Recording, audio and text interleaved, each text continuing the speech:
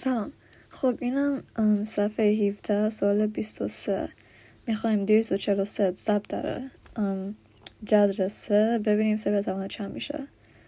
خب یه چیزی که باید بدونیم استفاده از لوگاریتمه که اگه توی ماشین حسابتون، این ماشین حسابی کم قدیمیه، اما مثلا اگه بخواید میشه این چیز دکمه. خب اگه x به توان y میشه z، اگه بخوایم y رو پیدا بکنیم، اگه مثلا z یه عدد خیلی بزرگه، میتونیم بگیم لاگ x z میشه y.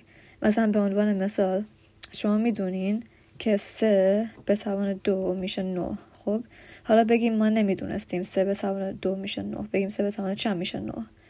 میتونیم بگیم لاگ 3 9 چه توانی باید 3 بشه که بشه 9.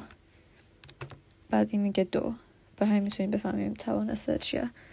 اینجام همینطوره. میخوایم بدونیم که این گفته که همه این ضرب میشه 3 به توان یه چیزی، پس این یعنی 3 به توان یه چیزی میشه این هم که میدونیم میشه 3 به توان 1/2.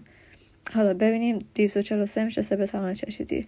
به همین این x میشه لاگ 3 243 که من الان تو ماشین حساب زدم، میشه لاگ 3 243 که میشه 5. بر همین x 5. بر همین فهمیدیم که x به توان 5 میشه 243. حالا اینو جای این میذاریم، پس میشه از سوال 243 ضرب در جذر 3 مساویه با 3 به توان a.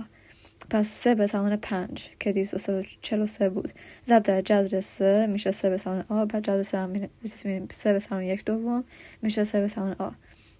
اینم که حتما خودتون میدونستین. مثلا x به توان a ضرب در x به توان b مساوی میشه با x به توان a به اضافه b.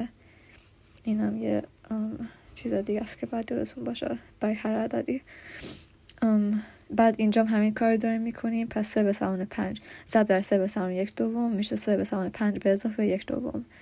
بعد اینجا میشه 3 به توان a. با این سه که عین همن، پس 5 به اضافه 1/2 اینجا نوشتم میشه 11 بر روی 2. پس a میشه 11. پس 3 به توان 11 روی 2 میشه 3 به توان a. بر همین a میشه 11 بر روی 2.